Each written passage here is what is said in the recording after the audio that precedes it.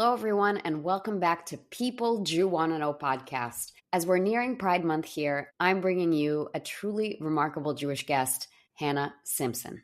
Hannah Simpson, she in English, he in Hebrew, is a writer and speaker on queer and trans identity who grew up in northern New Jersey. She believes that not hiding her past might help others stop hiding their futures. So she created a line of LGBTQ plus Judaica to empower others' visibility in the ways she wishes she had when she was growing up. This line is called Changed Me, as in I didn't change my gender changed me. And last year, Hannah also participated in 2 volunteer missions to Israel post-October 7th. She remains deeply involved standing up for Israel here in the US and showing up, including through staffing 4 LGBTQ plus birthright experiences. Hannah takes pride in volunteering with the American Red Cross, not to be confused with the International Red Cross, and has deployed to assist those impacted by hurricanes and wildfires across the country. She will also write for various publications and does comedy, which you're about to see in action because Hannah made me laugh in this episode. No matter how educated you think you are on the LGBTQ plus community, I think there's a tremendous amount to learn from Hannah's episode. Genuinely, it was one of the most impactful episodes I did as a host and as a listener. Her story has so many dimensions, and it's very apparent that she's a learned Jew, and that shines through everything she says. I admire her storytelling, I admire her resilience, and above all else, I admire her ability to weave humor and bring light to what are otherwise serious and sometimes dark topics. To me, this was a highly educational episode, and I so deeply want to thank Hannah for that. One of the things that really touched me was how Hannah spoke about her family. Coming out to your family is often the hardest, most stressful part of a person's journey. It makes me so happy that Hannah's family supported her and that she has a positive relationship with them. I really hope that this can be an example for how Jewish families should embrace their children. I'm so glad I got to bring Hannah on because to me, she is the total embodiment of a people Jew wanna know. So please enjoy this episode. Hello, Hannah. Welcome to People Jew Wanna Know podcast. How are you today? Hi, Margarita. I'm great, and it's great to be here. I'm so honored. Thanks so much for doing this. Let's get right to it. Tell us about yourself. What do you do, and how did you get there? Well, my name is Hannah Simpson, and my pronouns are she in English and he in Hebrew. I do a lot of different things, but one of the things I'm most proud of is creating a line on Etsy of different little pins and other visibility items for queer and trans Jews like myself, and as people of other faiths and experiences as well, to really put out there things that I never saw when I was growing up, to make the road to discovering yourself and being your best authentic self a little clearer, a little more paved, and a little less lonely than it may have been for some of us in the past. And that's been really humbling as an experience and a real pivot from where I thought I was going to be one day in my life. But I'm proud to be doing what I'm doing and looking out for the next adventures as well. I love that. Tell me a little bit. You mentioned you never thought that this is where you would end up in life. Talk to me about your transition and the journey. What was your life like before, and what is it like now? So I don't think that it's, a different life. It's still me. I think that's a really important thing people don't understand is that you're not changing yourself. You're taking off layers of yourself to show what's there in the first place. Something that I figured out in Jewish nursery school at age 2 years old. I remember sitting on the floor, as one does when they're 2 years old, and seeing a classmate of mine. Her name was Annie, and she was the only girl with short hair. And I saw her sitting at a desk away from me, but the desk was kind of bisecting her because I could see her legs beneath it, and she was wearing a very feminine dress that a 2-year-old would be put in, and the little Mary Jane shoes. And then at the top, she had short hair. And it occurred to me, you can look like a boy at one side of yourself and a girl on another. And it was like an awakening at 2 years old, weirdly as it was, that boy and girl wasn't so necessarily divergent. And I also learned quickly enough early in life that this is something you wanted to keep your mouth shut about because I didn't see the best representation of trans people. Usually the man in a dress, so to speak, and we'll come back to that later in terms of how people perceive trans people today, but in the late 80s, early 90s, it was the butt of jokes. It was humor. It was a punchline. It was a punching bag for people's experiences, as was being gay in general. So you learned quickly from the daytime talk shows that you watched when you were homesick that you didn't want to come out about this. I tell people it's really interesting. I didn't not come out early in life because I thought my family wouldn't support me. I didn't come out because I thought they would. And that scared me even more. I have a beautiful family. I have 3 younger siblings. At the time, of course, I had 1 and then 2 and then 3 siblings when I was aware of this about myself. And I knew that coming out for me was coming out for them too, and that my parents probably would have moved heaven and earth to give me what I needed, whatever that was, and a fresh start. But what if that meant transplanting my siblings to another state and place? The best parallel that I could think of was the movies where you saw somebody became pregnant in high school and they would disappear. They'd be homeschooled or sent to another place. And that was sort of the best parallel that I could have to what a trans experience would be like, assuming I was even affirmed, let alone reparative therapy, which, I could have ended up in just as well if my parents had fallen upon the wrong providers of care. And I use that care in air quotations. You probably can't see those on a podcast. And, damaged me beyond repair when I wasn't even broken. So thankfully that didn't happen, but I was scared. I wish I could show them the albums of all the times I wore my little sister's clothing after school. And I destroyed every nice thing she had because I was 2 years older and growing a bit faster than she was. And it wasn't fair to her. But I never took pictures because back then we had film cameras, which meant somebody had to develop those pictures. And I wasn't going to send my pictures of myself wearing a dress in the mirror. I would have invented the selfie to somebody, because we had at the photography shop this conveyor belt that would take your photos up and over the window where you paid and got everything, and then they dropped down into the envelope.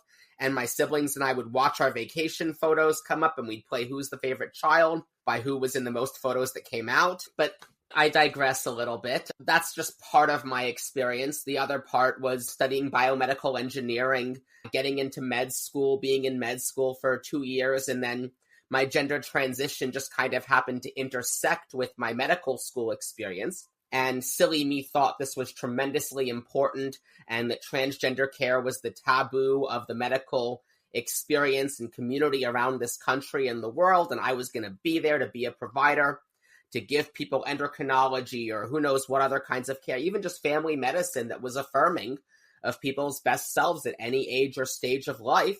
Unfortunately, that dream was cut a little short when a classmate decided to make fun of me and assault me for being trans.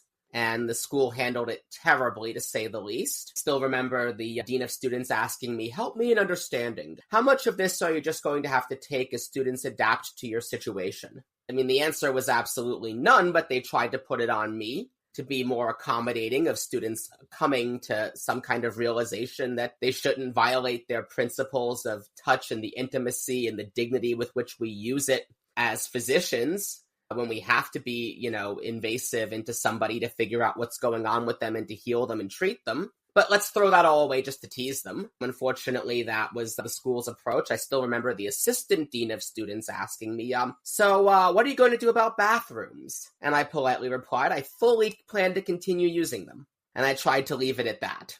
Hannah. Oh my gosh. What I love about you and your work is you're able to talk about the trans experience in like a raw way that helps people who are not trans understand the humanity of that experience, relate to it, and feel compassion. And you do this in your writing, when you speak. And it's something I admire so much and I think is so important because people who are not trans or don't engage with the trans community, they don't know what to say. They don't know how to feel. They don't know how to ask the right questions. Hell, I'm sitting here right now and I want to make sure I ask the most respectful things and portray you in the way that you want to be portrayed. And I think about my trans friends, like if you met an amputee, right, you wouldn't come out of the gate being like, tell me, how'd you lose your leg? Like you wouldn't want the person to think that you only view them through the paradigm of you're an amputee. And the same thing with people who I know that are my friends that are trans.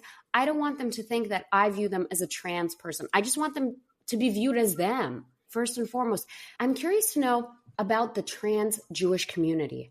What is it like being part of it? Because I'm sure that there are really polarizing views, especially about Israel in this time. And you're a very outspoken advocate for Israel. So I wanted to get the inside scoop on that community and your participation in it. Oh my gosh, we just went there fast. Okay. First of all, I say to people, like to echo what you said, it's important to be candid about the trans experience because people need this information.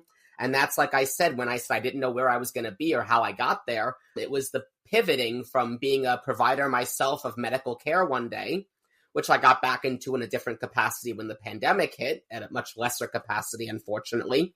Again, we all face setbacks in life, and this was one of mine. But pivoting also to that advocacy role where I thought, well, okay, if I'm not going to be doing physicians' work myself, at least maybe I can help train physicians, social workers, mental health care providers, all different kinds of allied professionals, even people on military bases and at college facilities, high schools, on how to approach their students and their community members on being better about these issues. And that's kind of where I pivoted to. And the pin shop on Etsy and so many other things kind of stemmed from that. But as far as the Jewish and trans community, first of all, like I said, I do this, not only out of the need for candidness, but just because I'm a nice person. And I know I'm a nice person because science removed the dick part of me. Hannah! Okay.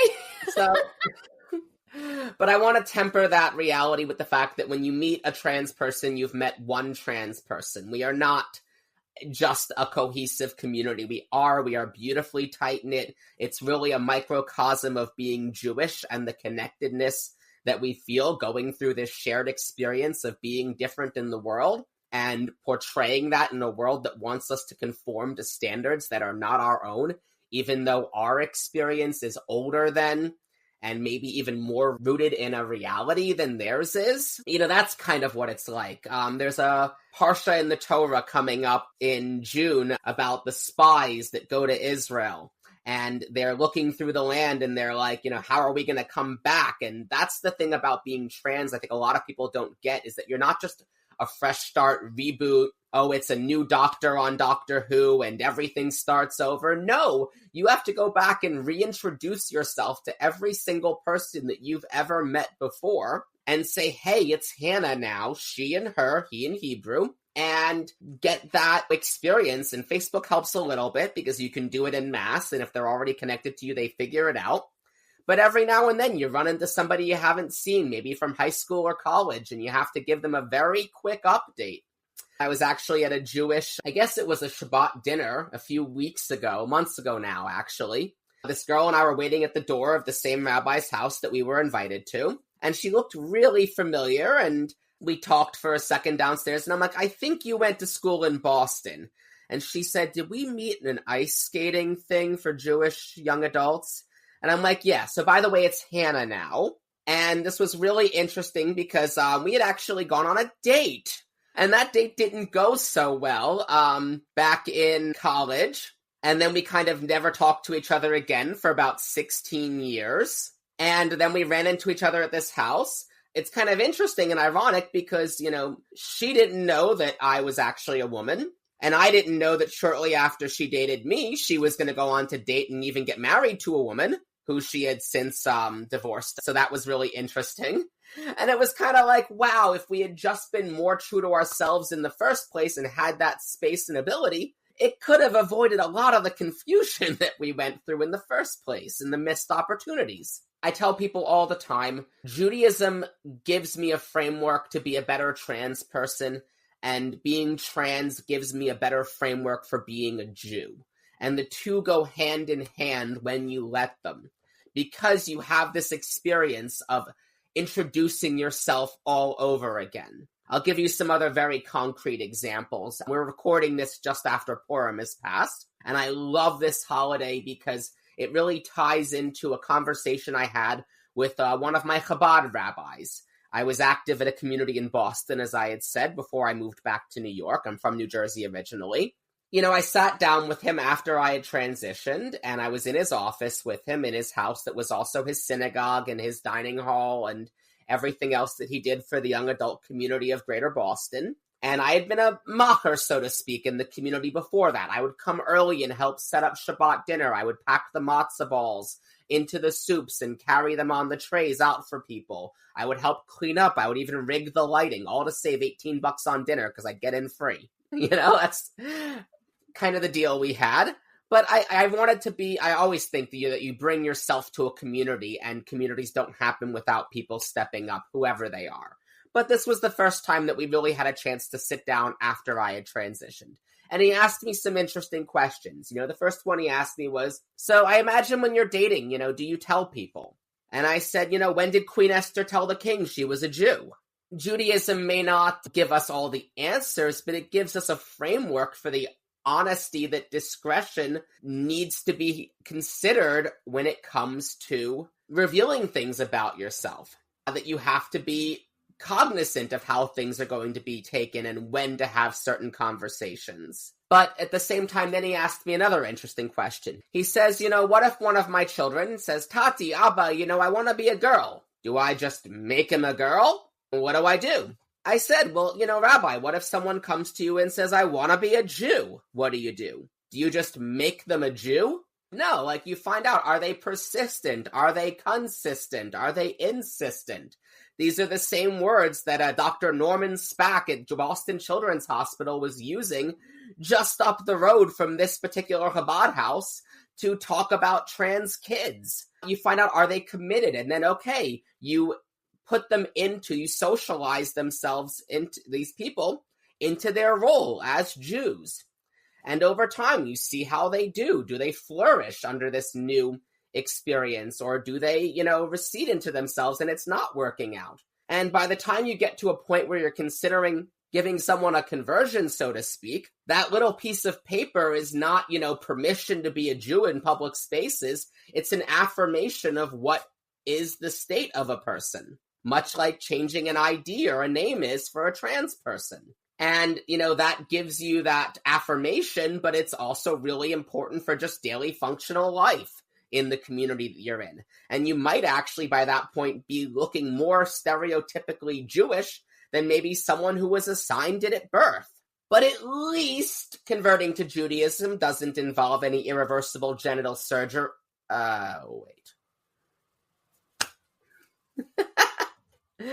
And that's another thing that I think that needs to have a lot longer conversation, but at least we can agree that nobody ever checks and it's really none of their business. It can be a personal decision. So that's, how I look at it. And I think this goes back right into the Megillah, because there's this one little line that I love at the very end where it says, and the Jews defended themselves, and the people of Persia, of Shushan, converted to Judaism because they saw the power of the Jews. Now, I have to assume that, 2,500 years ago in the 5th century BCE, conversion was still a bureaucratic process, even if it didn't quite look like it did today.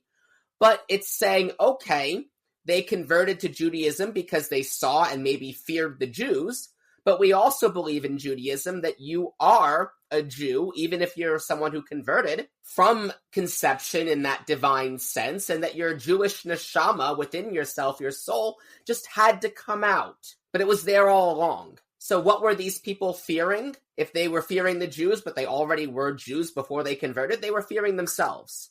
So the whole point is don't fear yourself. And that's a lesson for Jews, and that's a lesson for trans people. That's how I draw everything together. Then it comes to this wonderful, beautiful, crazy place called Eretz Yisrael. First of all, I want to say that I am proud and privileged to have so many wonderful trans and non-binary friends in the Israeli society. I even dated an Israeli trans man for a year and a half, and he's a nurse, and he wanted to be an EMT like his dad before he became a nurse. And sometimes, especially on the Jewish holidays, they would even take out the ambulance together and park it in their driveway in case they had to go on a call for their local community. It's like, wow, this father, affirming father and trans son. And it goes to show that when you're not fighting for your own life, you can be out there saving others. So that's really important. We created this beautiful pluralistic space with Israel that is not, in my opinion, the antithesis of a progressive movement. It's a blueprint. It's progressivism done right. It's the Jewish community taking everything they had left after the Nazis literally destroyed half of our treasure in the world a third of our community, half of the European community, stole and ransacked everything we had of value besides and beyond our lives, the most precious thing of all, and said, we're going to make something that outlives ourselves. It's a promise to future generations that you're going to have a place, that you're going to have a space. I see a lot of parallels between that and, AIDS for the queer community. It was not the beginning of the movement of Zionism or of queer rights and acceptance movement. Obviously, Herzl was meeting in Vienna and other parts of Europe long before the Holocaust was a glimmer in anyone's eye. Obviously, Stonewall happened. There were plenty of movements before that on the East and West Coast. And even in Germany in the 20s and 30s, there was a flourishing queer scene filled with many Jews and many affirming doctors who happened to also be Jewish, trying to help this community find itself. So AIDS, like I said, was not the beginning of the queer movement, but it was this moment, this do or die moment, when all of our treasure was taken away and partners weren't allowed to be there for their partners because their family wouldn't recognize them. So many lives were destroyed, but we said we have to get our act in gear. We have to start creating facilities, resources that will care for us the way others won't. It's the same thing after the creation of Israel as well, when you started to see Jewish universities and Jewish hospitals, because they wouldn't treat our patients, they wouldn't educate our young adults. We created these resources, but it wasn't the beginning of the movement. And I see those parallels. I use that to debunk some of the mythology that, Zionism is just a product of Holocaust angst and guilt from Europe, and so many other different nonsense experiences that you hear, and language and buzzwords. I've heard all of it, but it's really important to be out there with, no, this is actually the concerted movement of a people. It's really beautiful. It's really powerful to be part of. And it's a pleasure to have a stake in it. Like, to feel like you have a stake in something. I'll give you another wonderful example. I was privileged beyond compare to lead a Birthright Israel bus of LGBTQ young adults on their way to Israel, and we're on the flight. And I'm going up and down the aisles trying to meet all of my bus members, and there's another bus on there as well on this particular flight. And I'm talking to two of them. One's a non-binary individual who's actually a cantor now in their own right. And another is a wonderful individual who's getting his PhD in South Africa now and is toured the entire world studying birds and all kinds of other cool things. And they were saying, all the Orthodox people go to pray in the back of the galley of this 777, but we don't really feel comfortable doing that because it's not really a space that, we can just go around with all these Orthodox guys. I said, okay, well, how about after breakfast, we do our own queer egalitarian minyan in the back? So we're planning this. I'm going up and down the aisles, advertising it to my bus, the participants on the other bus, and we're just having a great time on this flight. After breakfast comes, I start counting people for our little queer egalitarian minyan after the others finished up. 1, 2, 3, 4, 11. And this gentleman comes up to me and says, hi, I'm Shai. I'm like, hi, Shai. Not Shai as in the adjective, but the name. And says to me, can I join you? I'm like, of course. And I figured he was on the other bus. Maybe I hadn't met him yet. We did our little minyan. It was lovely. It was led by my two participants. Then we landed, and Shai came back up to me and said, hi. I'm like, hi. He said, I'm a trans man. I made Aliyah years ago, moved to Israel, and I've flown back and forth from the U.S. dozens of times, and I have never once felt like I could go daven in the back until you just happened to be on this flight and led a queer minyan that I felt that I could be counted in without having to hide part of myself or assume that I passed or worry about what would happen if people thought that I didn't. Thank you. And I was like, wow, that's really touching that, you just happened to be on this flight and were able to partake in that. And so I got his permission. I introduced him in baggage claim to the rest of my bus. And I said, hey, look, everybody, you just managed to create a space that didn't exist before where someone could be their best personal self and attain that connection to Hashem, while at the same time cohabitating in a really tight space in a 777 galley It doesn't get any tighter than that. With people who have a very different mindset and experience of both Judaism and the world at large, that you coexisted, made a space that didn't exist before, and made it your own. Congratulations, you got the point of Israel. I'm done now, and the trip hasn't even begun. What a beautiful story. And it's amazing that there are so many different ways that LGBTQIA plus can engage with Israel and with the community. I know it's difficult in some spaces, but the fact that we can build our own, I think that's beautiful. And that's very Jewish also, to go and build your own thing and go and interpret your own thing how you think it should be interpreted. Talk to me about how you're able to build bridges with Jews who have inflammatory, I don't even know if inflammatory is the right word, positions on Israel, who don't view Israel as a progressive space. So the honest truth is it's getting harder in both directions. People are becoming very, very polarized, and I want to be sympathetic to and see where it's coming from, but it's also scary and it's challenging amidst the political landscape that we're also facing. And there are real parallels between now and 1920s Germany that cannot be ignored, to the point where I think that my life is actually at risk at this point in this country. And that's very scary, and I wouldn't have to say that in any other world, and I don't want to be hyperbolic about it.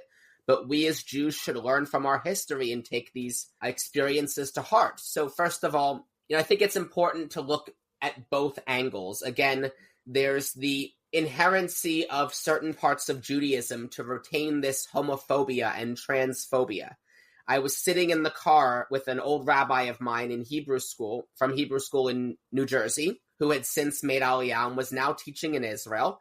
And the only time we could arrange a meeting was it happened to be a cab ride, because we were both going roughly the same direction and we were going to go have coffee, but we figured we'd take the cab together because then it was easier to have a longer meeting together. And he starts talking to me about how, he's teaching about queer and trans issues now in his yeshiva with the young men. And he says, I'm telling people, it's a struggle and we shouldn't judge or tease people because of their particular struggle with Hashem. And he's like, is there anything you'd like me to add to that? And I said, honestly, stop telling people it's a struggle. It's like, imagine if you met some Christian missionaries and, they were talking about how Jews just have a struggle to come to terms with accepting Jesus. And you were like, please just stop. See me equally. That Hebrew high school, actually, a really interesting thing happened with that recently. It was the first place back in high school. It was called the Bergen County High School of Jewish Studies. And I do want to shout it out so beautifully as a place where I met other queer Jews for the first time. Sometimes those whose families were not even as embracing as them as their own Hebrew high school was. That one day a week where they could just be and wear what they wanted to and dress how they wanted to and hold hands with another girl or maybe another guy. Mostly the people were lesbian that I happened to have met, although some of them later turned out to be trans. Again, it was, you're not seeing everybody in their final form. It's like when you start Pokemon and you're not quite all the way through. And this was the first place where I thought, okay, there is some connection between queer. Even if I wasn't out yet, I was still the fly on the wall, seeing other people be even braver than I was. The point is, fast forward, it's been 20 years since I've been out of that Hebrew high school, over 20 years now. And they were hosting a Jewish matchmaking event. And they wanted some people to sign up to be on the stage to be, match made. And I wrote this beautiful introduction to myself about how this is the first place I met queer Jews that led me to having my first confidants and big siblings when I came out myself, with the people that I stayed in contact with through all these years and really were there to guide me, and how, I still live in the area. I am single. I'll just throw that out there. And please, use me not only for fodder, but also, hey, you never know what happens if you don't put yourself out there. And I said, I'm trans, I am bisexual, I am interested in people who are masculine identified, feminine identified. When I say bisexual, I look at people as being similar to myself and different from. I don't use the word same and opposite sex because sex is a tapestry and a spectrum. But I'll say similar and different to myself. So similar being fellow female-identified people, different being masculine or non-binary identified people. So I'm interested in people, who are great people, and maybe gender isn't the first thing that I'm looking at. Just to explain what I say when I say that I'm bi, or I'll also use pansexual as a term. Anyway, I get some feedback from the people organizing the event, and they say, oh, well, the person who's running it, queer dating really isn't her area of expertise. And I'm like, okay, well, I'm a trans woman, but you can treat me as any other woman, and you can hook me up with a guy, so I can be straight. Perfect. Well, we'll see. And they made me, they said, no thanks, kind of. And I get to the event, and the event has nothing to do with actually matching anybody on the spot. It's more about just talking to people, getting to know their interests, their tastes, their dislikes, and then having you in the audience thinking about what you're, going to be able to think of your own dating pool of friends to network for them. So there's no reason that my queerness, whether it was the trans part of myself or the, that I also date women part of myself, was actually a block to any part of this, except that I disclosed that I happen to be queer and trans.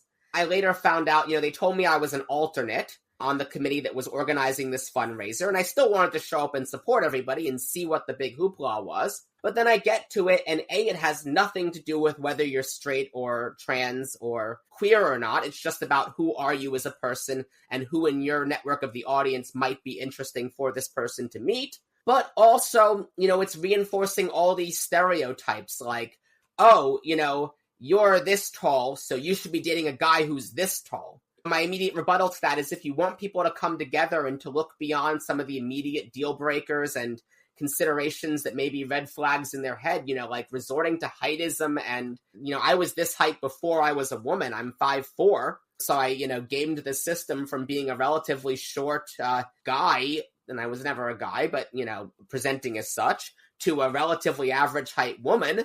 So people don't really call me short anymore. But at the same time, I remember when people would say, oh, you're too short to be my boyfriend.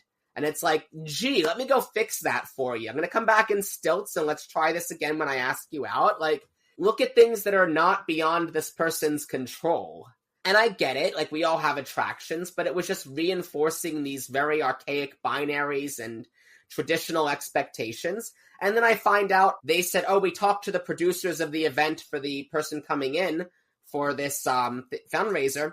And it was actually a contractual rider that they couldn't handle LGBTQ individuals. And I'm like, oh, I never really had a fair shot in the first place. I wasn't going to be considered. You called me an alternate, but probably of everyone who applied, everyone was told they're an alternate just to make sure they showed up. And I feel like this particular high school, I get they need to make money. I get they want to create great programming to bring money in as a fundraiser to be able to do the life-saving and Jewish educating work that they do. But at the same time, it just made me realize, okay, stepping into this is not representative of what this school meant to me, what I think it meant to countless other people. And I wish you were aware of that when you did this, when you hosted an event like this, and then maybe you were too deep into it by the time you found this rider in the contract. I understand stuff happens, but learn from this. And that's what I see happening so much, so often in the Jewish community lately. And I'm tying it back to the question you actually asked, I do promise you. But my point is, in going to that part first, is that when we talk about Jewish anti-Zionism, I can't say that it's the only way that it happens, but part of it is we're turning people away from ourselves. When we're not immediately bringing people into the fold as all of themselves, and we're not instilling the values in them that you are part of this community, that you have a stake in a future and a place, of course they're going to go somewhere else where they're checking part of their identity that doesn't mean that much to them in the first place. It's easy to get rid of. It's like, when you run the marathon in New York and you wear the pajamas that you never want to see again because you're going to throw them off the side at the Verrazano Bridge as you layer down to start running the race after it's cold in the early morning hours when you have to go over the ferry. You bring things to cast away because they've inherently have little value to you. And as far as Jewish anti-Zionism and anti-Zionism goes, in the first place, I always like to have my own way of saying things like BDS is bullying, deception, and stupidity. as opposed to what people think it means. And even Zionism gets twisted in its definition because you have to make it such a bad thing that people are going to demonize. The same thing happens to trans people on the other side of the aisle. I think it's really important for me as someone who is Zionist to say this, unequivocally, that I believe that there should be two states in this small Middle Eastern area that can live peacefully and side by side. And I am obviously sympathetic to the devastation that is happening to Palestinian people. And I think that we as queer people, compassion is built into our DNA. We always want to walk in others' shoes, especially if they're high heels. Empathy is just part of the experience of being around other people who have suffered as we have so much that it's easy to want to be empathetic. And it's true and it's real when you sympathize with the Palestinian people. Where it falls short, and again, I do not like the, it's chickens for KFC argument. It's simplistic. It is true that Hamas is not a safe organization to be a queer or a trans person under, and that the rest of the Palestinian culture is relatively conservative as well in that way. In fact, it reflects the same way that you see of Jordan, of Syria, of Lebanon, of Egypt, similar people, similar worldviews, that those wouldn't change overnight if Israel did happen to cease to exist. But I think what it really comes from is that we, as queer people in America, especially after Stonewall, which was even happening amidst the Vietnam War as well. So it isn't like war and the fight for queer rights don't coexist and juxtapose one another. As a nation steps forward, it also steps backward. That is part of our history in America too. So people castigating Israel for that always bothers me. But the point that I'm getting to is that when you have this much compassion, you don't want to ever feel like any population is inherently simply screwed by their circumstance. We as queer people do not want to feel screwed by circumstance. Oh, you're just destined to not be able to live an authentic life because you grew up in Texas, and Texas is passing all of these horrible trans laws right now, and they actually are. Or Florida. Oh, you're screwed because you want to get an abortion, and it's just not going to happen in half of this country anymore. In fact, you're not even going to be able to get the medical care you need if you have an ectopic pregnancy, or a fallopian cyst, or any other thing that has nothing to do with you wanting to terminate a pregnancy except to save your own life, that you're just screwed. Like, we don't want to think that way, because that thinking to us is death. And I think that is applied to the Palestinian people. And then because of that, it becomes almost impossible for you to turn on any part of the Palestinians, especially if you claim that they are resisting whatever they're resisting. And it's easier to scapegoat someone else. Just recently, again, as we're filming this, the New York City Dyke March posted, and we'll see how this plays out as it's going to be much closer when this actually airs, to the Pride festivities in New York and elsewhere around this country in June, saying that their commitment is to anti-Zionism even before the LGBTQ community in their latest manifesto that I, joked read like a prologue to Dyke Kampf, and the struggles that Dykes face. And it reminds me back of Eisenhower, who said, get it all on the record because, one day some fool is going to try to pretend this didn't happen. That's what I see right now of the queer community when it comes to the devastation and the mayhem of what Hamas caused on October 7th in Israel, of denying the systematically well-proven rape and murder and torture and hostage taking of children, of elderly, of guest workers in the country. It's absolutely devastating, and it's, to me, a slap in the face to our history as queer people. When I see it happening from Jews, I feel like I understand a bit of where it comes from and how easy it is to want to feel accepted and to take any community that will take you, even if it means checking a part of yourself. Maybe I'm lucky that I was instilled with some of this enough to be able to resist it a bit more readily, and that I did have that family embrace, and I did get to go to Israel early and many times. And I've made a point to go to Israel since. I've been on 2 trips to Israel to volunteer since October 7th. And I'm really proud of, making a point of stepping up and showing up on behalf of everyone in the country. One of the most earth-shattering and fascinating and beautiful things to me was a chance I had to go to Tel Aviv's Tel HaShomer Hospital. We're actually just a little bit to the east of Tel Aviv, but still. This is the hospital that has become famous for being the place where a lot of the hostages are initially given their medical evaluations, as well as the wounded soldiers.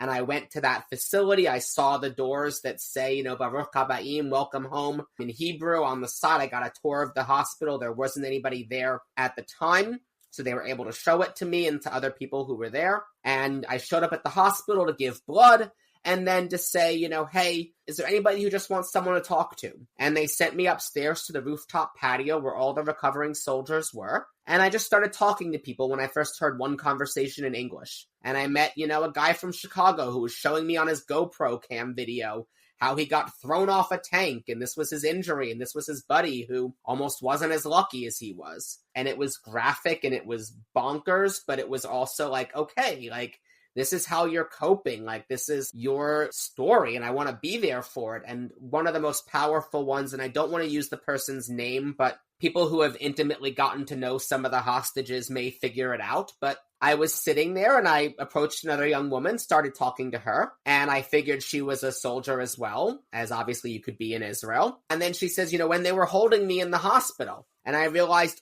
she was actually one of the hostages who was returned in the first wave. And she was talking about, begging to find out the fate of her brother and getting to write letters to him back and forth, and how she recognized his handwriting and put in certain clues to make it clear that it was only her that could have written this so that it wasn't faked.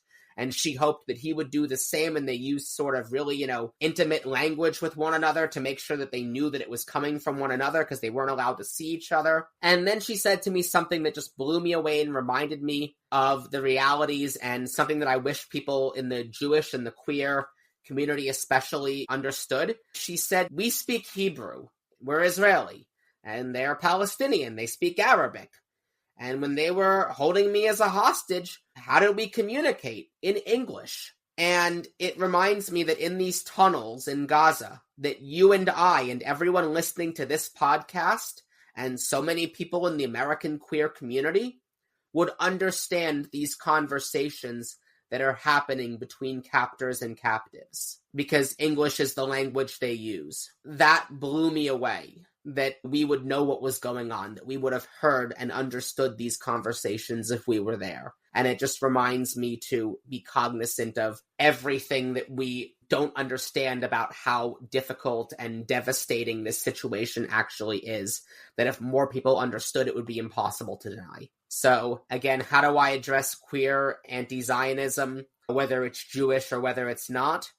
First of all, I remind people that a lot of people call themselves Jewish to create that privilege. You'll see a conspicuous list of, here are the Jewish groups that approve of us, releasing this statement with all the buzzwords: apartheid, colonialist, settler, occupation, the list goes on, genocide, obviously, ethnic cleansing. How do you deflect all of these buzzwords? And you see the conspicuous list, you remind people that these individuals who claim Judaism, perhaps even more than a lot of mainstream Jews feel empowered to right now, are doing it to create this privilege, to create this frag in our relationships, to create this ingenuous perception of what it means to be Jewish and to hold the values of Judaism. It's unfortunate, but if you respond to it accurately, truthfully, authentically, calmly above all, sometimes you make a dent. Not always.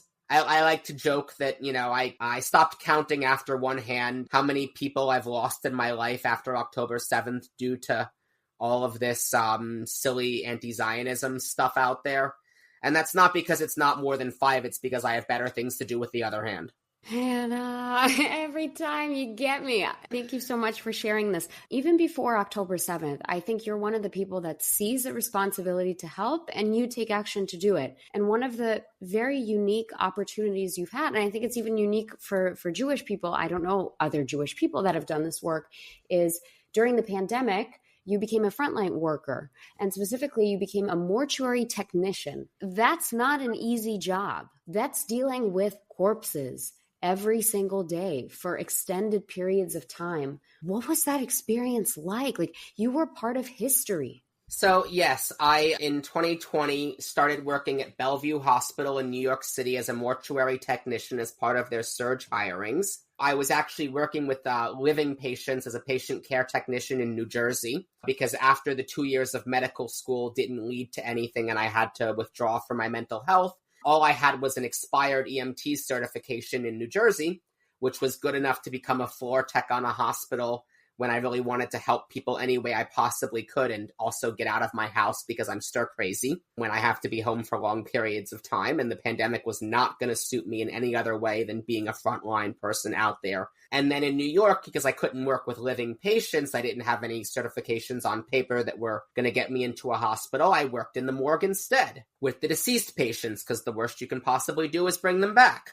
I did not fail in any way that egregiously, I can say. But, first of all, it's absolutely humbling. And I think it's really important as a New Yorker, as just a human being, to step up knowing that were the tables turned, there would be somebody else who was handling my remains in the most dignified and appropriate manner possible, whether it was pandemic or anything else that happened. And in Judaism, we have an entire way of manifesting that through a Chevra Kadeshah. This was not a Jewish experience that I was having. It was simply taking the remains and the belongings of the remains as well, which was the biggest, shocking thing, is that you'd get a cell phone and maybe it still had charge because the person had come to the hospital with advanced COVID and passed away relatively quickly, and the phone was still beeping with notifications that would never be answered. That was really sombering. But you'd bring the remains downstairs, then we would pass them off to the medical examiners or to the funeral homes so they could be handled as necessary. And we had to make sure that we were packing, the right person for the right place. It's very important that you know where these individuals go for obvious reasons and that you track that. One day a person comes in, a funeral director, and with a Florida license plate. And we're not used to seeing that, because especially when the travel bans were happening. And I was like, thank you, sir, for coming to get this individual and bringing them home to Florida where they can take the next steps into internment. He said, no, I'm not going back to Florida in this. It's a rental. And I was like, okay, I'm never renting a minivan again. Never what it's being used for. It was really powerful in so many ways to just be able to step up for the community.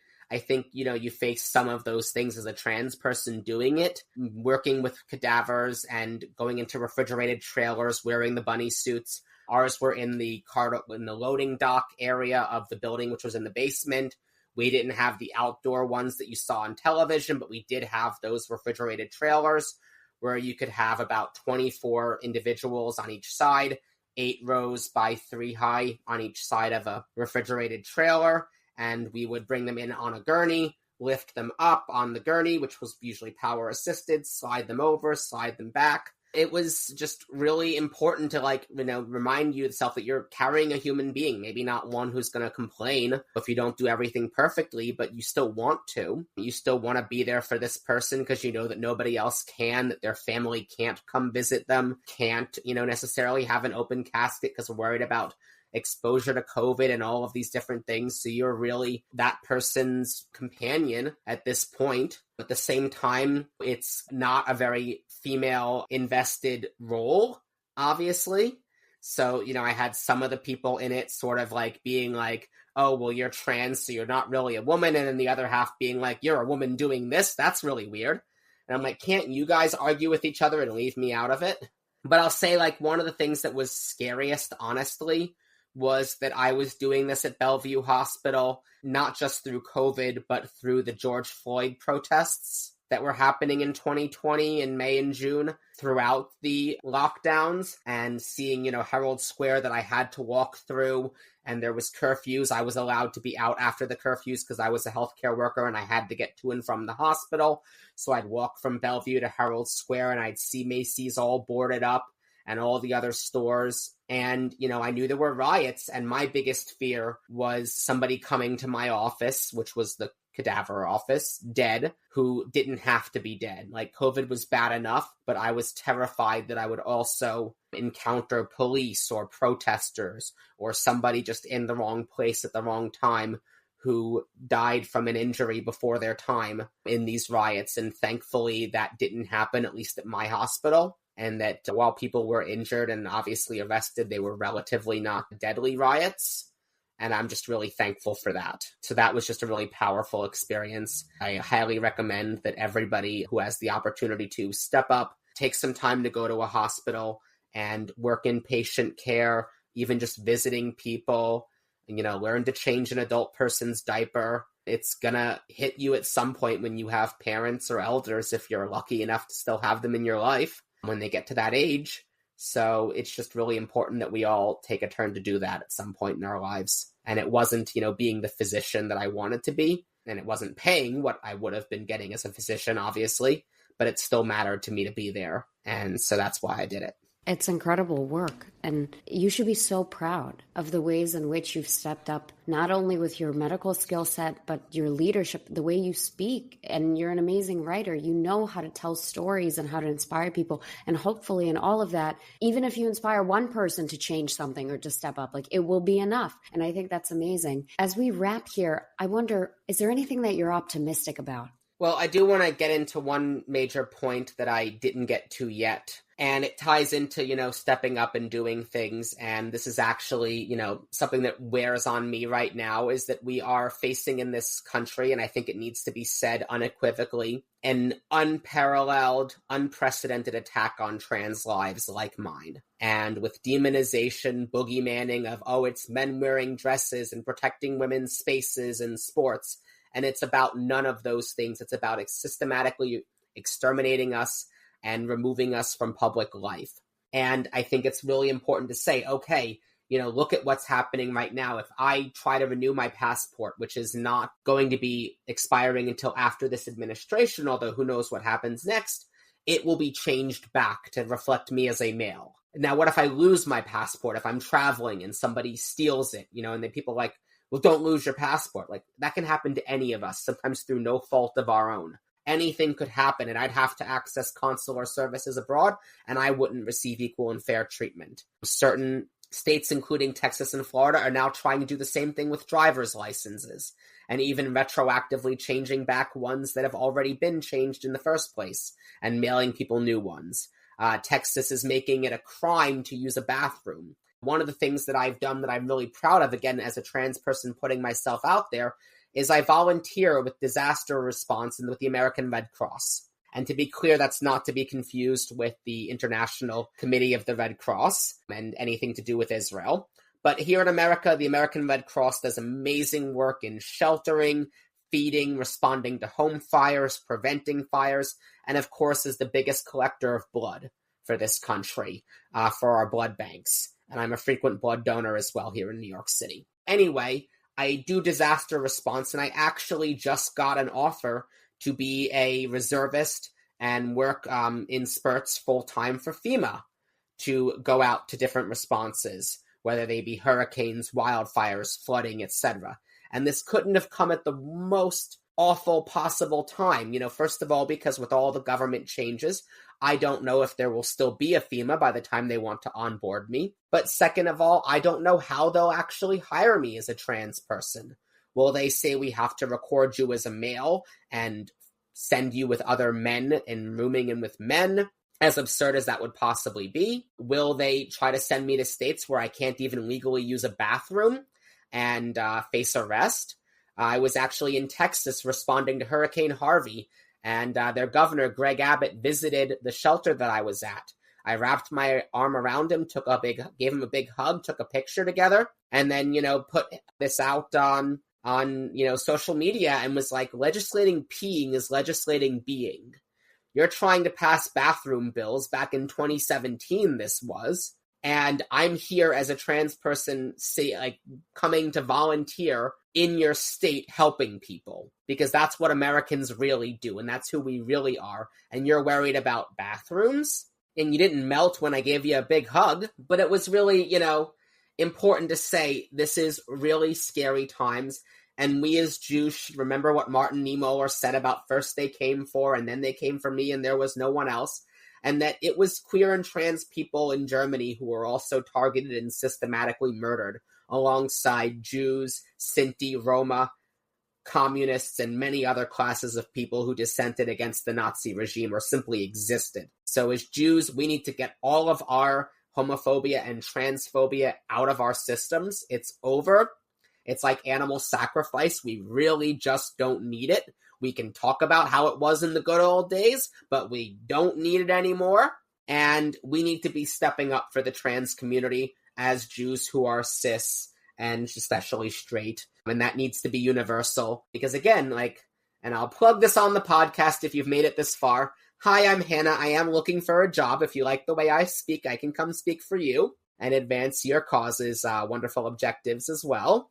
Because I did get this new offer, like I said, but I really don't think it's actually going to happen. I think it's dead on arrival, and I'm pessimistic and I'm sad that I won't get to serve my country in this way because parts of this country are going to make it difficult for me to even exist. That really parallels what it felt like to be a Jew at certain points in history, and I just want to reiterate that it is because of my Jewish upbringing and the robust education that I received in Hebrew high school, in Holocaust studies, through college as well, that I can say that because I got to know my history. I've gotten to know my people. I'm proud of them. I think we can do better, but that's why I'm still here, because it's important that I call us to that task. They say, Im lo akshav matai. If not now, then when?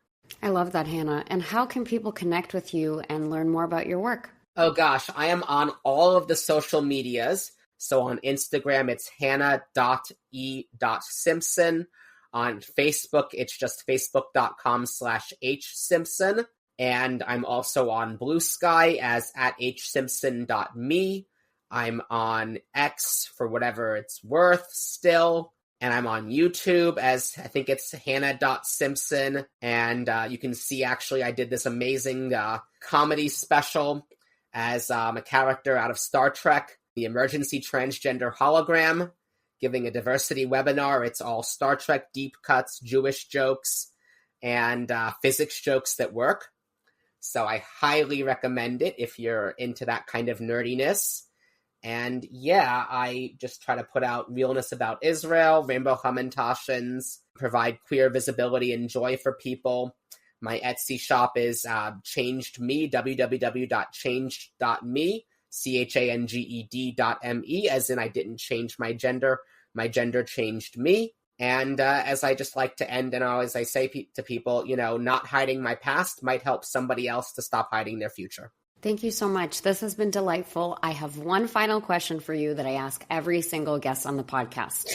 Who would you like to nominate for People Jew Want to Know? Okay, I want to nominate two people. One is a dear old friend of mine. Her name is Dawn Ennis, and I don't want to steal all of her story, but it's a real story of triumph over adversity and family tragedy, where she's been raising her family after her wife passed away, coming to terms with so many of her own transformations, while also being the hardest working human being I have ever met in terms of being a news reporter and producer.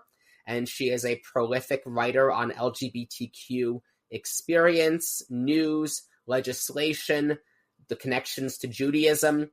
And she's a producer for news networks on television, and just a really interesting human being with an amazing story to tell. And the other person, and this is going to sound a little nepotistic, but I really would like to nominate my own brother, Ryan Simpson, who you can find on social media at Accordion Ryan.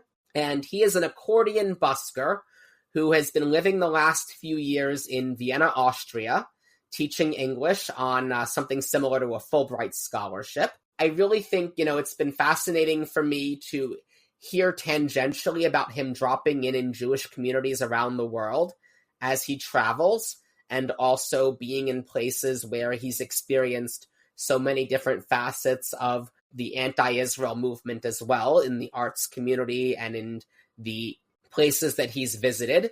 I want to hear it on a podcast, how he has experienced all of these things, internalized it, and how it shaped his identity.